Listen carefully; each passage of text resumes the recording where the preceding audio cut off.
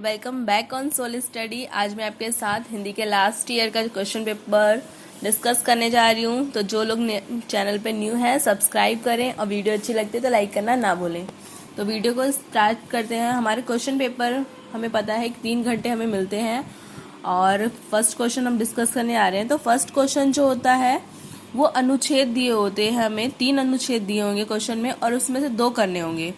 तो पहला अनुच्छेद है हमारा, घबराए प्रतीक और मुस्कुराते रूप चित्र लेकर मैं घर पर जब लौटता हूँ, उपमाएं द्वार पर आते ही कहती हैं 100 बरस और तुम्हें जीना ही चाहिए।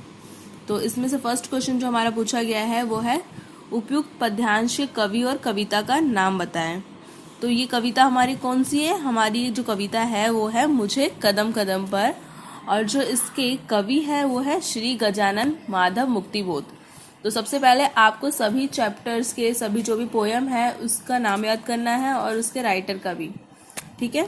तो हमारा सेकंड क्वेश्चन है, घबराए प्रतीक और मुस्कुराते रूप चित्र से कवि का क्या अभिप्राय है? घबराए हुए प्रतीकों का मतलब यहाँ पर उन प्रतीकों से है जो बासी पड़ चुके हैं अथवा ऐसे विषय से है जो अब विशिष्ट नहीं रहे या फिर अर्थहीन हो गए, ठीक है। तो वो उन विषय के बारे में बताता है जो आज के जमाने में महत्वपूर्ण नहीं है, तो वो उसे घबराए प्रतीक के जैसे लगते हैं। और मुस्कुराते रूप चित्र का यहाँ पर जो कवि का आशय है उसका मतलब है कि जो वो नए लोगों से मिलता है, उनके संपर्क में आता है, तो उसके मस्तिष्क में अनेक से विषय उठते हैं कि इस बारे में हमें लिखना चाहिए। तो वो उसकी बात करता है कि मुस्कुराते रूप चित्र जब लोगों के संपर्क में आता है तो उसके मस्तिष्क में अनेक जो बिंब आते हैं, अनेक बातें आती हैं, अनेक विषय आते हैं, तो उससे यहाँ पर उसका अर्थ लिया गया है। और ये विषय जो होते हैं मुस्कुराते रूप चित्र वो कवि को बहुत ही आकर्षक लगते हैं जिसके बारे में वो लिखना चाहता है। और थर्ड हमारा क्वेश्चन है, कवि किसके 100 बरस और जीने की बात करता है? कवि यहाँ पर जो है अपनी ख्याति मतलब अपनी प्रसिद्धि के कारण वो 100 बरस और जीना चाहता है, तो वो यहाँ पर क्या अपनी ख्याति के बारे में बात करता है। नेक्स्ट हमारा क्वेश्चन है, उपयुक्त उद्धरण का भाव स्पष्ट करना है हमें। इस कविता में कहा गया है कि कवि जो है वो अनेक लोगों से बात करता है, उनके सुख दुख के बारे में, उनके अनुभव के बारे में उनसे परिचित होता है वो। तो जब हम किसी से मिलते जुलते हैं तो हमें नए विचार भी मिलते हैं, नए नए पुराने पुराने हमें कुछ प्रतीक मिलते हैं, कुछ बातें सीखने को मिलती है। तो कवि कहता है कि यदि वो इन चीज़ों का अपनी रचनाओं में प्रयोग करेगा तो उसकी जो ख्याति होगी, उसकी प्रसिद्धि जो होगी वो 100 वर्षों तक बनी रहेगी। कहने का मतलब है कि जब वो कुछ अच्छा लिखेगा तो लोग उसे जो है 100 वर्षों के बाद, उसके मरने के पश्चात भी उसे याद करेंगे। तो ये था हमारा पहला अनुच्छेद। अब दूसरे अनुच्छेद को हम करते हैं। दूसरा अनुच्छेद हमारा मेडिकल स्क्वाड जिंदाबाद, डॉक्टर कुंटे जिंदाबाद। ये जो चैप्टर है हमारा तूफान के विजेता से लिया गया है। आप देख सकते हैं इसमें डॉक्टर कुंटे का नाम आ रहा है। तो इसे पहले रीड करना है, पहले हमें क्वेश्चंस को रीड करना है, फिर अपने आंसर को ढूंढना है। तो पहला क्वेश्चन हमारा है, प्रस्तुत गद्यांश के लेखक और पाठ का नाम बताइए। तो हमें जैसा पता है कि इस चैप्टर का नाम कौन सा है, इसका नाम है तूफान के विजेता, और जो इसके लेखक हैं वो है श्री रांगेय राघव। तो नेक्स्ट हमारा जो क्वेश्चन पूछा है इन्होंने वो है कि प्रस्तुत गद्यांश में अतिथि किसके लिए प्रयुक्त किया गया है? यहाँ पर जो अतिथि शब्द है वो डॉक्टर कुंटे के लिए प्रयुक्त है। कुंटे चाहते तो मिल मैनेजर के अतिथि के रूप में भी गांव में रह सकते थे। क्वेश्चन में मतलब पूछा है कि डॉक्टर कुंटे जो थे, अतिथि यहाँ पर कौन है? तो यहाँ पर कौन अतिथि है? यहाँ पर डॉक्टर कुंटे अतिथि है। हम इस गद्यांश में देख सकते हैं, यहाँ पर लिखा भी है तीसरी लाइन में, क्या यह मिल मैनेजर का अतिथि होकर नहीं आ सकता था? तो यहाँ पर हम बात कर रहे हैं सेकंड लाइन से कि डॉक्टर कुंटे की बात कर रहे हैं, ठीक है। तो डॉक्टर कुंटे इसमें आंसर में आ जाएगा। हमें इसे ज्यादा भी लंबा चौड़ा करके आंसर नहीं लिखना है क्योंकि ये जो होते हैं 2 मार्क्स का यहाँ पर एक क्वेश्चन होता है। नेक्स्ट क्वेश्चन हमारा है कि लोक कल्याण का प्रतीक कैसे बना जा सकता है?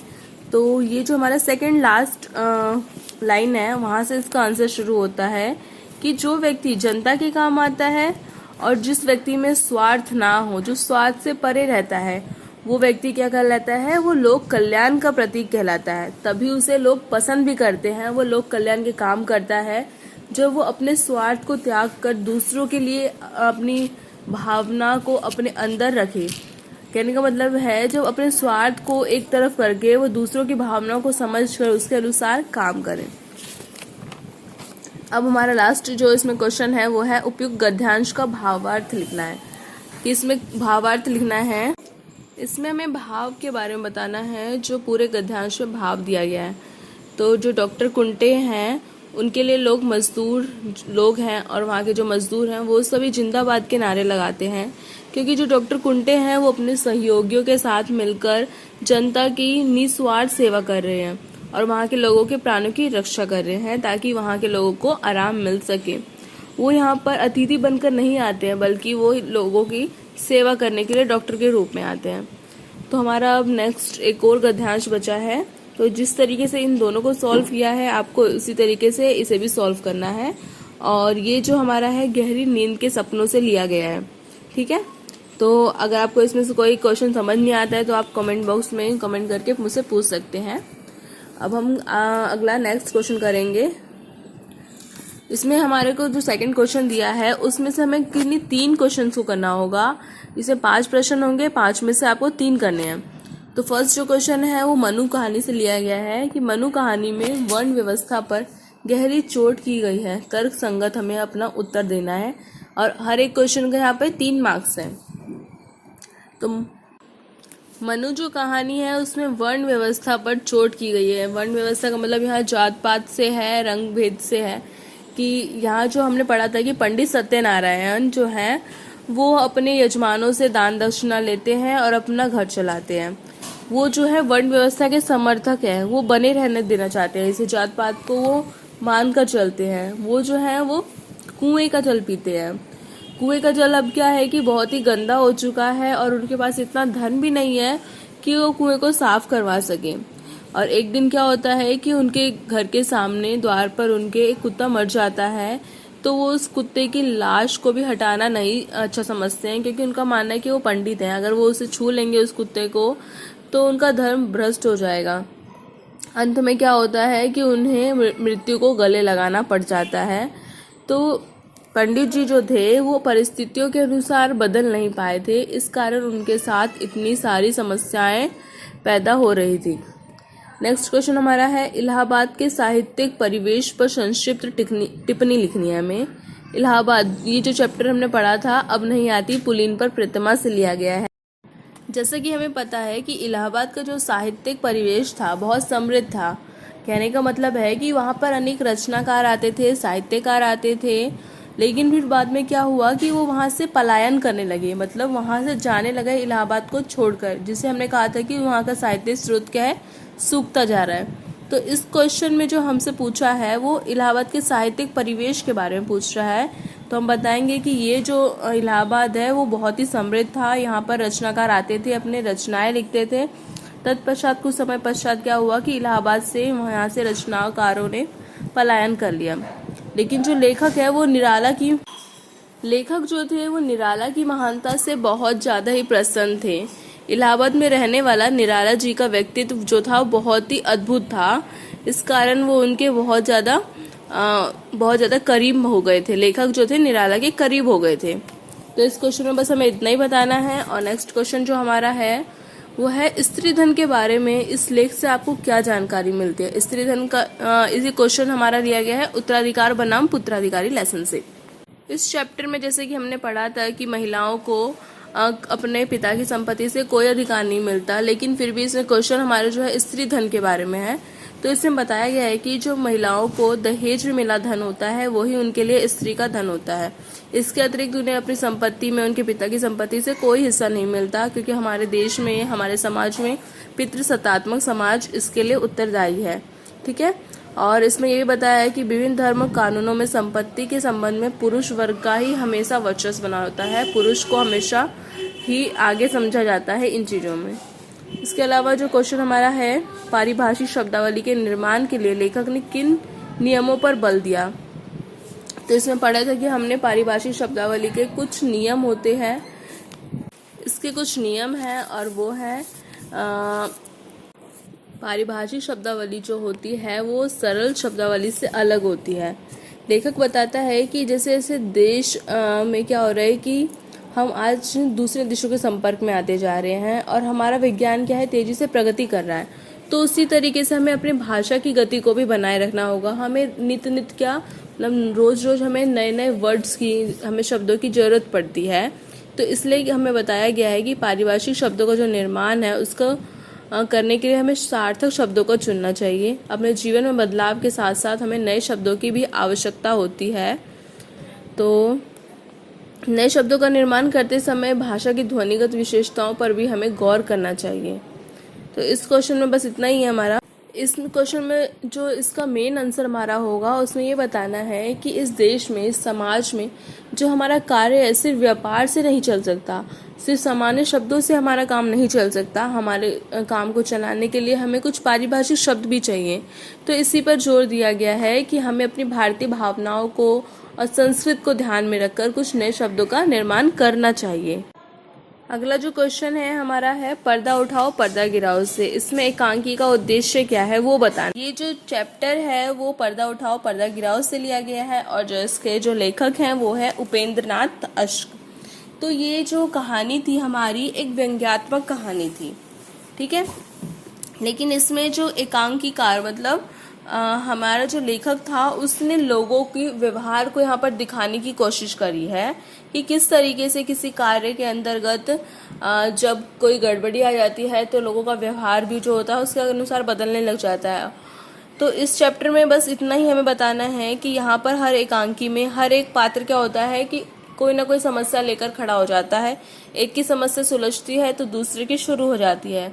नतीजा क्या होता है, एंड में हमारा यही होता है कि ये जो एकांकी था, ये जो चैप्टर था, उसकी एंडिंग एक मजाक के रूप में बनकर रह जाती है। लोग जो होते हैं दर्शक सबका मजाक बना के बैठ जाते हैं। नेक्स्ट हमारा जो क्वेश्चन है वो ग्रामर के ऊपर है। पहले क्वेश्चन में पूछा है राष्ट्रीय भाषा और राजभाषा में अंतर, दूसरे में हिंदी भाषा का मानकीकरण। तो ये देखने के लिए आप मेरी ग्रामर की दूसरी वीडियो देख सकते हैं, उसमें अच्छे से मैंने इसे समझाया हुआ है। और इसमें जो थर्ड और फोर्थ क्वेश्चन है मैं आपको नेक्स्ट वीडियो में वो बनाकर जल्दी डाल दूंगी। ये वीडियो ताकि ज़्यादा लंबी ना हो जाए इसलिए हम और क्वेश्चन पे फोकस करेंगे। तो ये वीडियोस मैं आपके लिए बना दूंगी। नेक्स्ट हमारा क्वेश्चन जो है वो अपठित गद्यांश के ऊपर है। तो इसमें पहले क्या करना है कि हमें अपना क्वेश्चन पढ़ते जाना है, फिर उसके अकॉर्डिंग हमें आंसर को ढूंढना है। तो ये बहुत इजी है। तो फर्स्ट क्वेश्चन जो हमारा है उपयुक्त अनुच्छेद का उचित शीर्षक देना है। तो ये जो अनुच्छेद है वो समाचार पत्रों के ऊपर है, तो हम इसका बता देंगे कि समाचार पत्रों का महत्व।